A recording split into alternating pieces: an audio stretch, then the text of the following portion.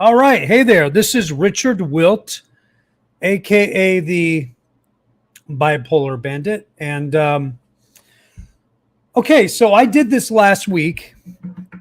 I thought it went pretty well, and I accidentally forgot to move the camera and the mic into the live stream window here. I'm using StreamYard, so it's pretty embarrassing. I did an entire hour of some pretty good, I think, stuff that didn't get saved. So anyway, I want to start out by saying I am not a therapist. Don't hold any professional certificates. I am someone who, a little bit about me. I've been sober since September 8th of 2000. So coming up on 22 years, less than a month. Wow, crazy. I was diagnosed before I got sober with bipolar disorder. However, like most people, I really didn't get help until I got sober. And then it's been quite a journey since then. Now, dialectic behavioral therapy.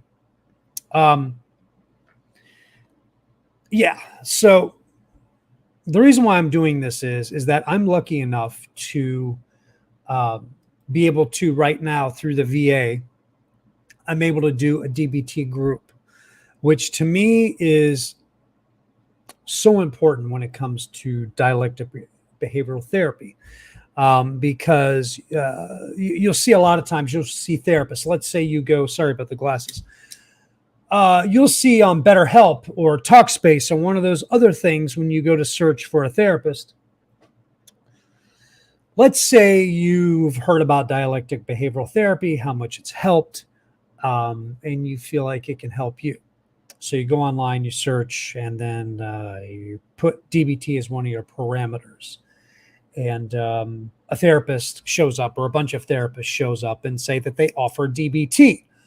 Now, they may have knowledge in DBT, they may have gone to a course in DBT, but in order for DBT to be truly DBT, all right, there's a book and there's it's like a 9-month program essentially. And that's called your skills.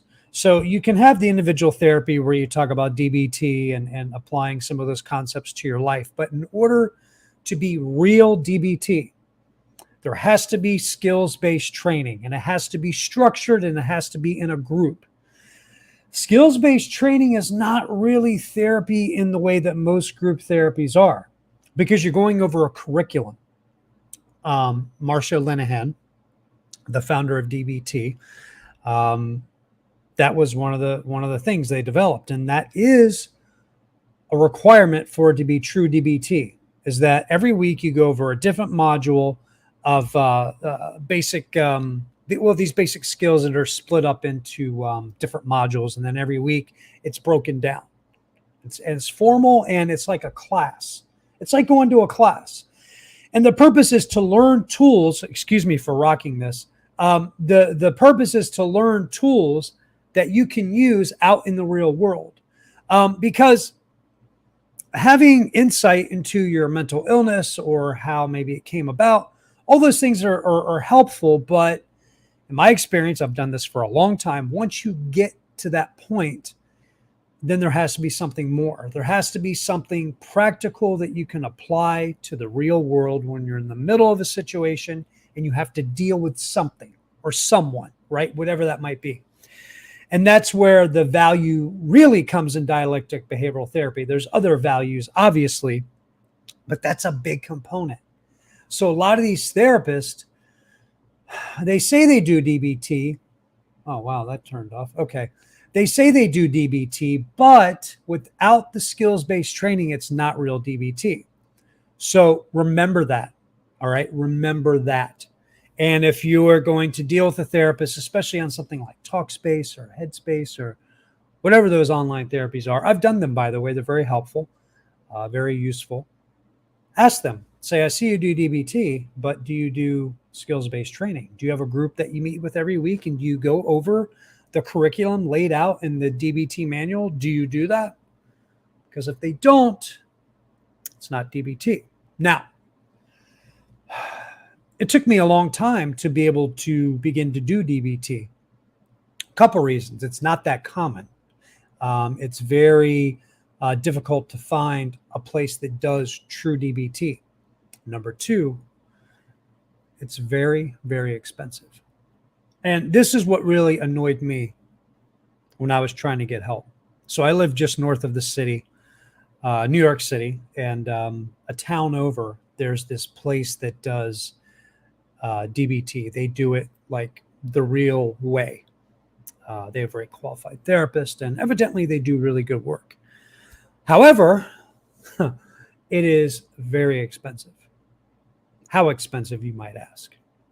So you pay a fee for the individual therapy who's trained in DBT, and then you do the skills-based group once a week, right?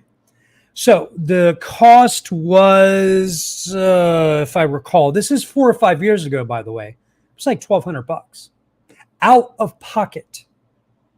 They don't take insurance, even if your insurance covers it, and they won't even help you submit the insurance. And it really, really got on my nerves. It got under my skin because oftentimes the people, they need this stuff the most, right? Because maybe they don't have the skills or they've had trauma. They can't hold on to jobs. They can't have fulfilling relationships. How in the hell are they going to afford that kind of money week in and week out? I'll tell you who can afford it, the people who have money. And a lot of the people who are in that therapy place were the kids of wealthy parents. Nothing wrong with kids getting help. And there were some individuals, nothing wrong with individuals getting help. But why does it have to be that only wealthy people can get the type of help they need? That's not fair. It really aggravated me, if you can tell. It really, really aggravated me. And so I started doing some work with a VA. I had submitted a long time ago when I first moved to New York. I had a real bad period where I had gone off my meds and things kind of fell apart very quickly, and I didn't have a job. I didn't have any money, but I knew about the VA. I can't remember who told me. So I go to the VA. I get signed up for services. So I've always been in the VA system. And then I heard that they were having dialectic behavioral group therapy every week. And this kind of started when things were still being locked down. So they had done it in person, and now they're doing it virtual for now. And I got to tell you, it's been so helpful. And so my goal is to take one of these sheets that's part of the bigger set of modules for dialectic behavioral therapy and go over them and maybe use some examples and just what I'm learning. Maybe it'd be a useful resource. So I'm literally just going to start with a handout from a module in the middle of the whole thing, which is okay because oftentimes people start DBT in the middle of a module, right? There's a certain order that it goes in, but you can start anytime and just come back around and get what you missed because it's kind of like a rotating thing. So modules of DBT. I think I know them all, but I just want to make sure. Okay. All right, 4 modules. Here we go. So mindfulness, distress tolerance, emotional regulation, and interpersonal effectiveness. All right, they all kind of work hand in hand.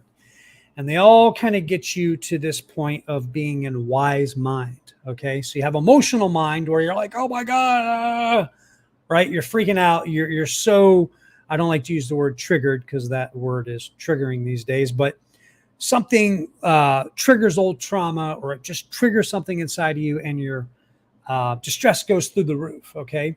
So there's tools to lower that temperature, right, to get out of emotional mind.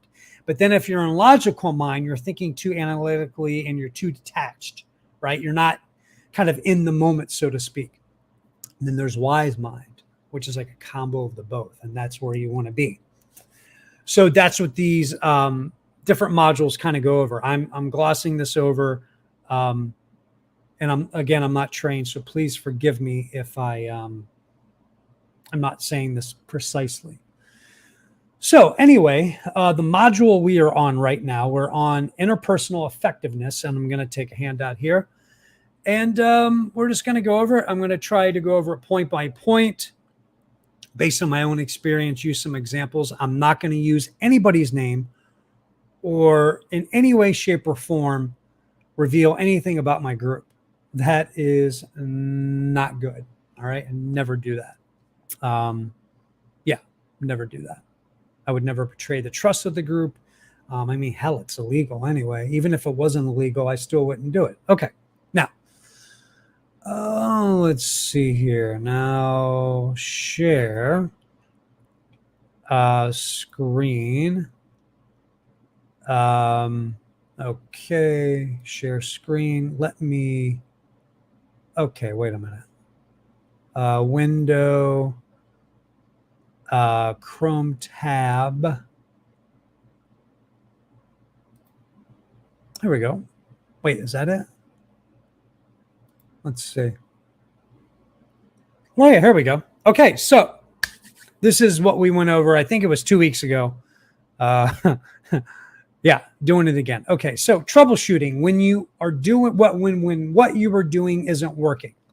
And this refers to, oh man, my drink. Ah, boy. Last week went so much better. Anyway, so when what you are doing isn't working, all right, so that means getting your needs met, right? Whatever those needs might be. Trying to have more effective relationships in your personal life.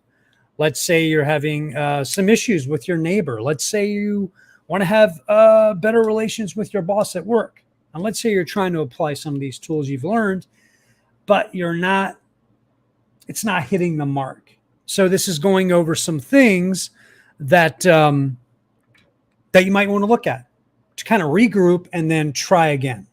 Make sense? Of course it does. Okay, so number one, do I have the skills I need? And it says, check out the instructions. Review what has already been tried. Do I know how to be skillful in getting what I want? All right, do I have those skills? Have I looked at past modules, maybe worked with my therapist? Are there certain things I'm not doing that would help me get what I want just because I haven't learned them yet? Do I need to go back and do some review? Okay, do I know how to say what I want to say? My first sponsor used to tell me all the time that I do customer service. I do IT support, and sometimes you speak with irate people. Especially early on, I would get so upset and I would get so worked up, and then I would just blurt this crazy stuff out due to duress. And one of the tools that my sponsor would tell me is we would write some phrases down that I could use kind of by rote to kind of reset myself, right? That's a tool. Maybe walking away and then going back and trying to craft what to say is another tool. There's all sorts of tools, okay? But going over this is, obviously quite helpful. Do I follow the skill instructions to the letter? Am I missing something? Am I skipping over something?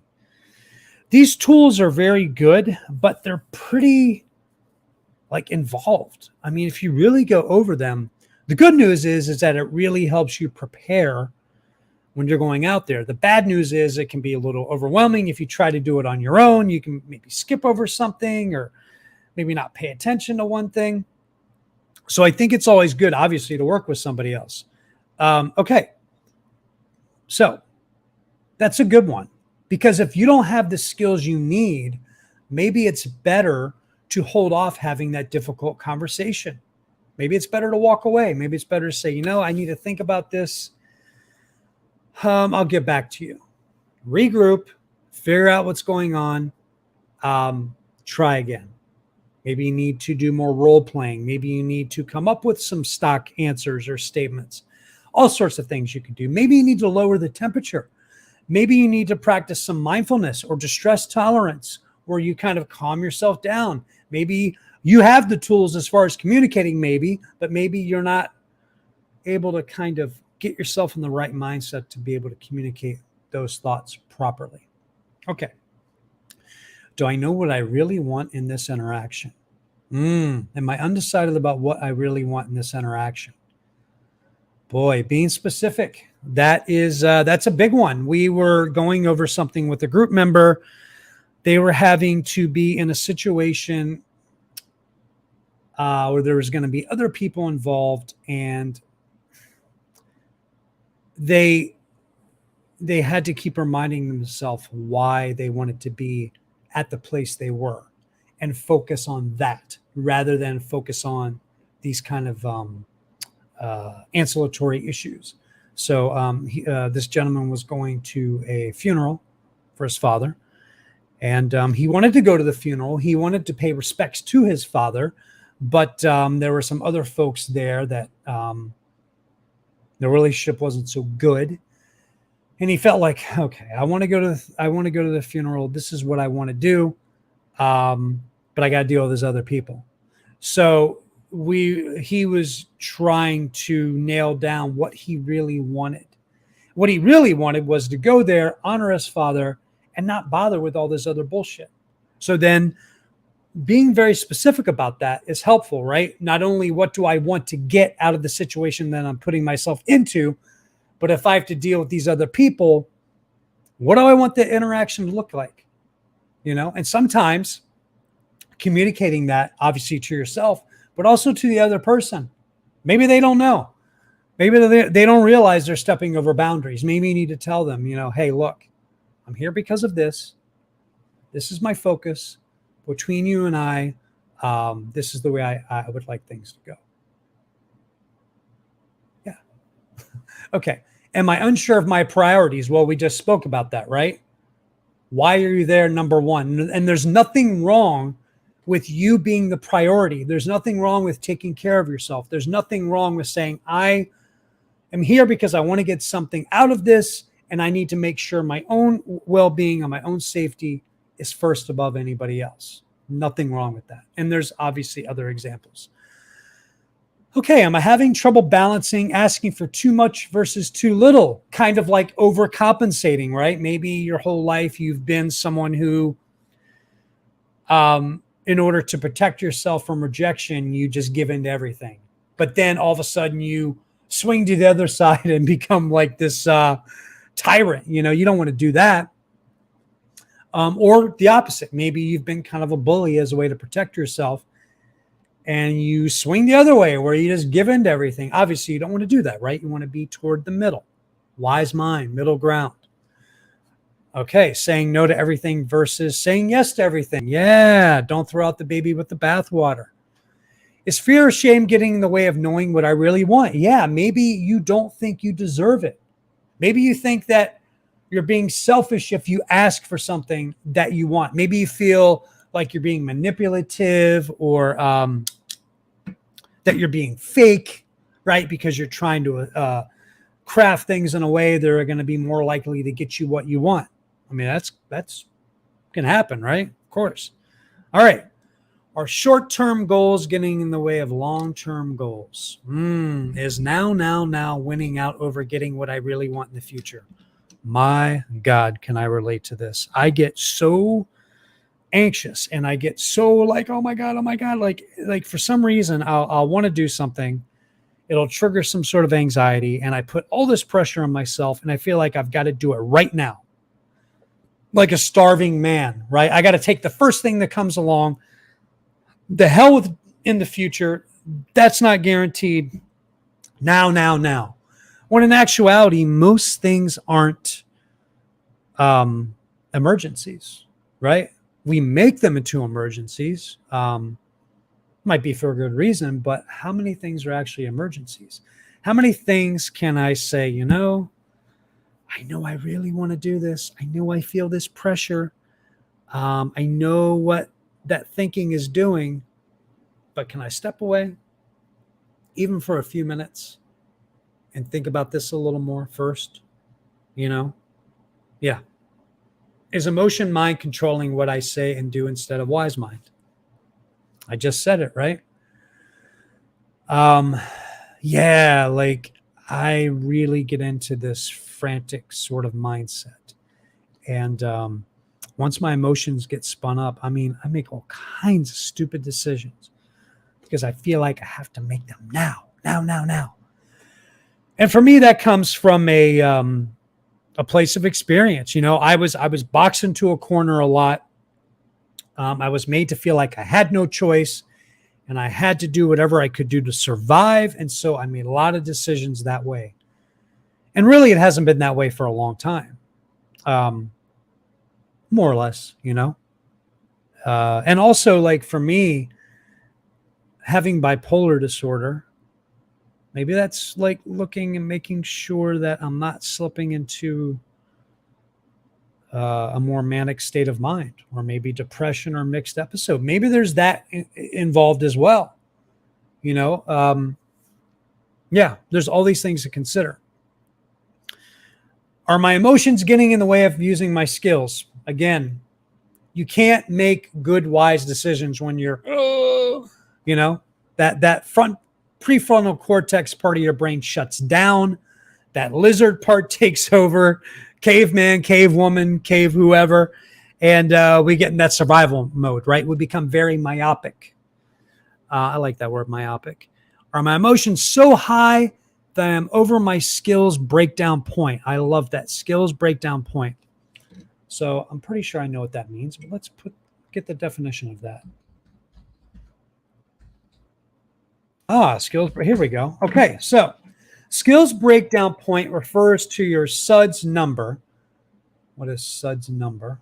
Where your distress level reaches the point where you can no longer access skills or wise mind. Wow. When pace breathing to bring down your SUDS level, take as much or as little time as needed to get back in a wise mind. So it's about the engine's in the red. We got to use some of these skills, distress tolerance, emotional regulation, like to get the engine back in neutral, right? To slow down, get back to where you're kind of at a baseline. Again, you may not be able to do that in the moment when you're interacting with somebody else. You may have to step away. It could be saying, look, I think we need to talk about this later. I'll reach out to you when I'm ready. Could be going to the bathroom, right? Could be going outside, making a phone call to a friend or to your therapist, to whoever, bringing the temperature down. Very interesting. Okay, so let's go back. Are worries, assumptions, and myths getting in my way? Are thoughts about bad consequences blocking my action? They won't like me. She will think I'm stupid. So you're afraid of rocking the boat. You're afraid of a negative outcome or a negative reaction from the other person. Maybe you're used to people pleasing. Maybe when people got upset, you got hurt, physically hurt or emotionally hurt. And maybe you're worried about that happening again. Or thoughts about not deserving things getting in the way. Sure, right? Who are you to ask for something? Maybe you were told that asking for your needs growing up was you being selfish. Maybe you were taught that your needs didn't matter, that the person in charge, they're the ones who mattered, right? Am I calling myself names to stop me from doing anything? Yes, I won't do it right. I'll probably fall apart. I'm so stupid. One of my father's favorite phrases for me was the village idiot. He used to call me a lot of things, but the village idiot, man, that used to hurt. I used to really, really hurt. He used to call me other things, but man, you want to talk about stopping someone in their tracks. You know, those thoughts come up a lot still. Do I believe myths about interpersonal effectiveness? If I make a request, this will show that I am a weak person, or only wimps have values, right? If you're a real man, you should take it. You know, I got a lot of that real man training when I was a kid, and it did a lot of damage. There's nothing wrong with being vulnerable. There's nothing wrong with saying, look, I need this, okay? I really need this. I would appreciate it if I could get whatever X is. You deserve it. Is the environment more powerful than my skills? Ooh, are the people who have what I want or need more powerful than I am? Hey, a boss, maybe a coworker with more seniority, maybe your parents, maybe a spouse, maybe you're out of work and your spouse is making all the money. Maybe they're kind of reminding you about that, right? You might be afraid of asking for what you want, especially like in a work environment, or especially when someone has control of the purse strings, so to speak, right? Whenever someone has that control over you, where they can really dictate your well-being, maybe at sometimes. Okay. Are there people more in control of the situation than I am? Again, yeah. If you're going to your boss, or if you're, let's say, this friend was going to a funeral, right? That's not his thing. He's going to somewhere else where someone else is in charge and other people are there. A little bit out of his element. What will others be threatened if I get what I want? Ah, yes, jealousy. What if your coworkers get jealous? What if they get angry because you asked for something and you got it? Maybe it was a raise, maybe a promotion, maybe your siblings, maybe they get jealous, maybe they try to sabotage you. Who knows? Do others have reasons for not liking me if I get what I want? Sure they do. It's called jealousy, right? Yeah. Okay. Oh man, where's my drink? You know what?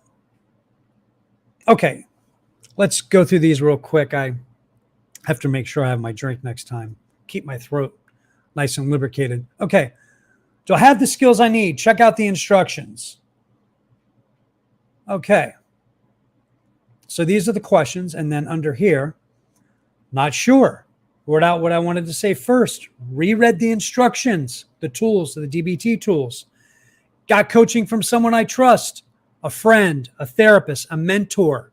For me in AA, it was my sponsor. Now it's my therapist. Maybe my wife. My wife is very smart. She's very good at dealing with things. I'll run things by her. Maybe some friends who have experience in that area. Practice with a friend or in front of a mirror. Role playing. Role playing is very helpful because you get kind of the stress of being in the situation, but you have none of the consequences because you're practicing. Think of it as like improv and acting. Okay, did it work next time? Yes, no, didn't try again. All right. So, yeah, this is great. Do I know what I really want in this interaction? Okay, so not sure. Do pros or cons to compare different objectives? Pros and cons is a big tool in DBT. So it's not just pros and cons, it's pros and cons short term, pros and cons long term. Yeah, very in depth. I did that with my therapist, and I recommend checking that out. Is emotion mind controlling? Oh, wait until another time when I'm not in emotion mind. Exactly. Step away, regroup. Okay, did this help? Again, are my emotions getting in the way of using my skills? Use tip skills. Okay, I'm pretty sure I know what those are, but tip skills, DBT. Yes. These are some things that I do. So this is for distress tolerance. Temperature, intense exercise, pace breathing, progressive relaxation. So temperature. This is kind of interesting. A cold shower, splashing cold water on your face, taking a cold compress and putting it to your forehead. It simulates the dive response. And physiologically, without you doing anything, blood pressure lowers, heart rate lowers, your breathing slows down, where the body goes, the mind follows, vice versa. And there's nothing you can do to not make that happen. That is automatic. Intense exercise. Maybe you're a little wound up, right? You got some energy you got to burn off. I live on the 6th floor of a walk-up. Sometimes I'll try to run up and down the stairs as much as I can. Then I'll come in, sit down, do the cold compress. Pace breathing. I believe that's like the box breathing, right? In for 4, hold for 4, out for 4, hold for 4, and then over and over again. It forces you to breathe out as much as you're taking in, because normally when you're anxious, you do shallow breathing. Deep in breaths, shallow out breaths, which is oftentimes how people get triggered into a panic attack. Progressive relaxation. I believe that's where you start at the top, work all the way down, do the tensing and the relaxing. I believe that's what it is. Yeah. Anyway, you can look it up in the skills. Okay. So But do you see how specific this is? Do you see how these are things you can go over? It's so helpful to be armed and to be ready and to be prepared. It makes all the difference in the world. Okay. Use self-soothing crisis survival skills before the interaction to get myself calm. Again, this is all about distress tolerance, emotional regulation. Did mindfulness of current emotions. Okay, and it says emotional regulation handout number 22. Yeah, don't check out. Be present, be mindful, acknowledge. Don't push it away. Refocus attention completely on the present objective. Yeah, get back in the moment. Okay, so again, the checklist here. Are worries, assumptions, and myths getting in my way? Are thoughts about bad consequences blocking my action? Okay, so let's see here. So, yes, challenge myths, check the facts, did opposite action all the way. Yeah, so challenging myths. I believe that's like reframing and cognitive behavioral therapy, right? You write out these distorted thoughts. And then my therapist compares it to being an attorney, right? Getting up on the stand and arguing. Okay, this is what this says, but I've got evidence to the contrary, right? Really challenging those notions and writing it out. Check the facts. Oftentimes what I think and what I believe has nothing to do with reality. Check the facts.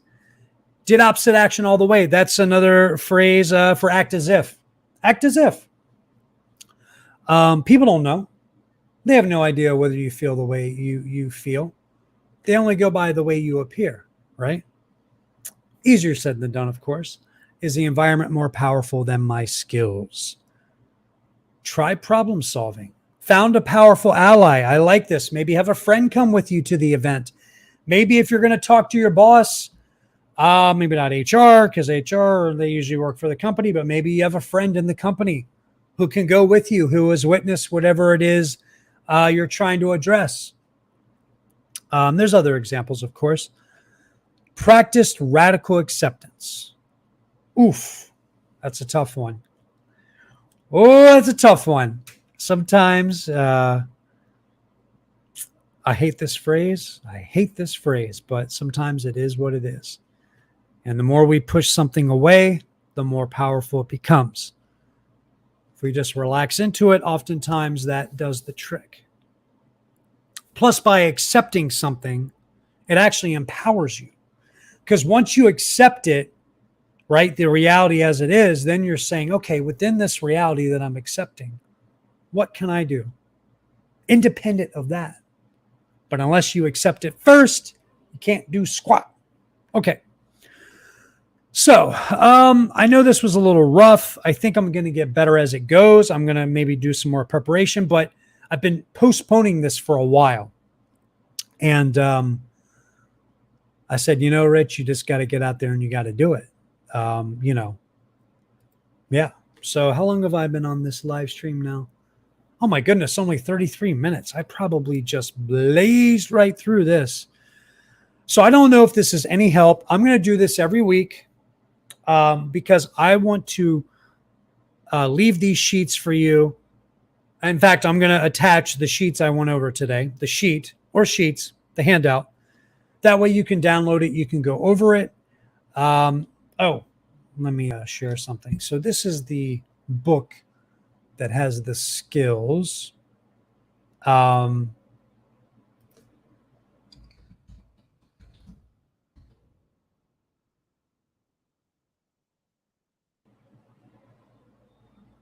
here it is. Now, you may not be able to afford this. I'm sure there's free resources out there, maybe your library.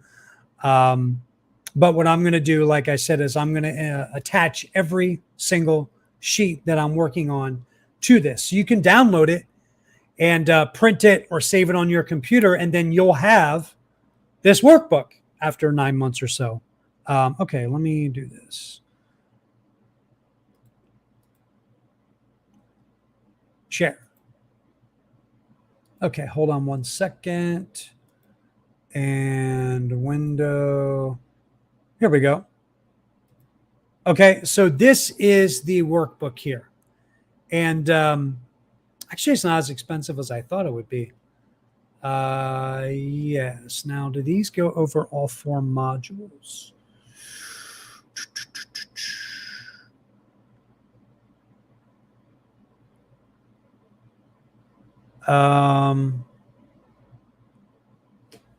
You know, Rich, if you would slow down. See, right now, I'm a little worked up. I need to do some distress tolerance. I'm like really nervous right now. But the only way I'm going to get better, the only way I'm going to move past that fear is to expose myself to that fear, right? To walk through it, and then to go back and to regroup and to talk to my therapist about, you know, hey, this is what I'm doing. This is how it went. Is there a way I could do it a little better next time? Maybe. Hey, maybe I could be prepared. Oh, not that I didn't prepare, but, you know, write something out, take a few breaths, all sorts of things. But hey, I'm doing it. That's the important thing. Clear and effective approach, collaborative effort, fully revised, new chapters on distress tolerance, self-compassion. So really what we want to do is, oh, yeah, this is expensive. This is it right here. Ooh, this is expensive. Okay, so yeah, this is it. DBT, excuse me, skills training manual. This is the big boy right here. Yep. Handouts and worksheets. Each module has been expanded with additional skills, but that's okay. I'm going to attach, like I said, I'm going to attach this, this here. Every week I'm going to do it. All right. So download them, save them, use them for later. And I'm excited about doing this. I don't know how well this one has gone. I think my last one was a lot better, but maybe that's just my own negative thinking getting in the way, but that's okay. I'm here. I did it. And I'm really happy that I did. All right. I love all of you. I'll see you next week. And I hope this helped. Take care.